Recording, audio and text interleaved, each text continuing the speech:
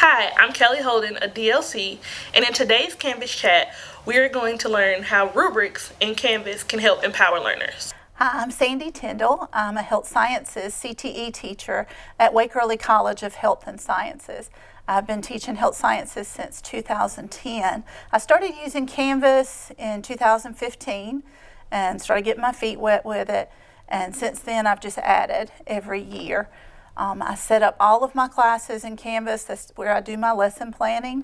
Every day, students come in and their engage activity is there. That's their warm-up. And I use the acronym Excel for setting up my lesson plans. And they're set up the same way every day underneath the module. And each module is for a learning standard. And so the students will do an engage activity, which is their bell ringer, an explore activity to test their proficiency on something or take a look at something new. The communicate is always the heart of the lesson. Their empower is practicing skills. And then the launch is a positive thought for the day. More recently, in more recent years, I've started adding rubrics into their assignments. And those rubrics help the students take more responsibility. It empowers them to make sure they are giving the very best product that they can. I have them self-assess any project before they turn it in and also do a peer assessment using the same rubric. And then the rubric is built into the assignment, and what I really like about Canvas is that I can pull that rubric up in the SpeedGrader, look at their project, and use that rubric in order to be able to grade them right there and give feedback on exactly, what are the great things about their projects, what are the areas that they need to improve. I use it as a checklist after I'm about to turn in an assignment to make sure that I have everything required for the assignment. And it's like, it helps me to get a better grade on the assignment because once I finish, I just want to make sure that I have everything completed. I can show a couple of rubrics.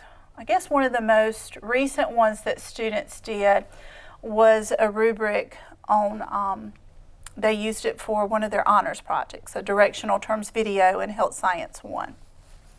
So I'm going to go there. So students would go through modules. 1.02 was our standard that we were learning, where they were learning about the directional terms of the body, but they didn't turn in their directional terms video until we had already started 1.03. So I'm in the 1.03 module. We're going to come down to Empower with Honors Project Submittal, Directional Terms Videos. And you can see here where I'm reminding them of the importance of having peer review. And I showed them Austin's Butterfly, which is a great video that talks about the improvement on a project with an elementary school student. And that's hopefully to motivate them to do peer reviews using the rubric. So they'll do a peer review, and then they upload their project, and I open up their submissions. And the students worked in groups on this particular project, and only one uploaded it. So what I will do is grade where they uploaded it, then I go back to the other students and put in the same rubric. So I'm going to scroll through here until I find a submission.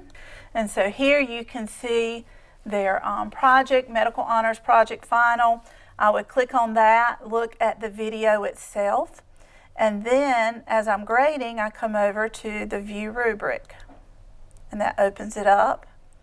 And as I grade, I look at and assess the visual design of the project. And students with this rubric had the opportunity to earn exemplary points of 15, solid points of 12, developing of 9, or 5 points needs attention. And if they hit all the highlights that are described in the rubric, they get 15 total points. Another aspect was the creative scenario, whether or not they used one. Their audio, narration, and sound. Can students understand them? Did they pronounce the directional terms correctly? Was the pacing good? Whether they used the information correctly or not, comprehension of the subject matter. Then teamwork.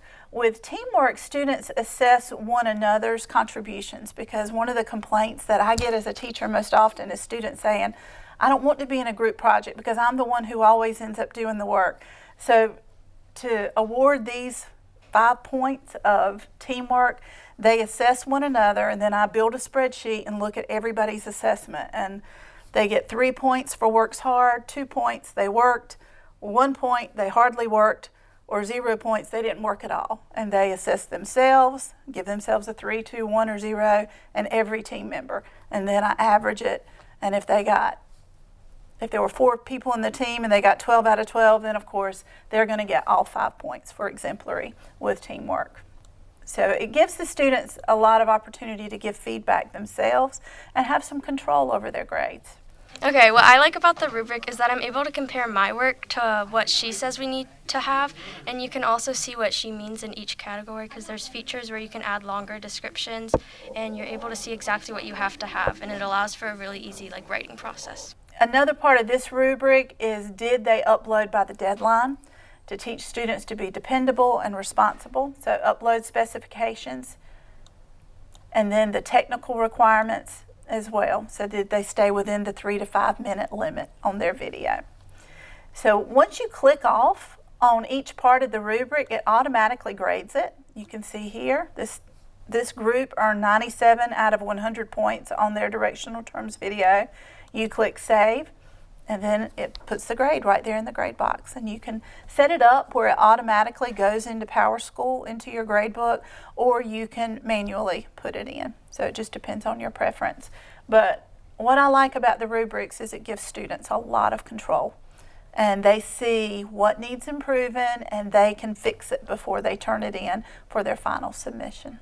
What I like about the rubric is that it's a good thing to look back on as I'm doing the project. And the longer descriptions help me improve on what I need to do to get a better grade on the project. We've heard from Ms. Tyndall and some students about how they use rubrics to help improve their learning. If you would like to know more about using rubrics in Canvas, please reach out to your area DLCs.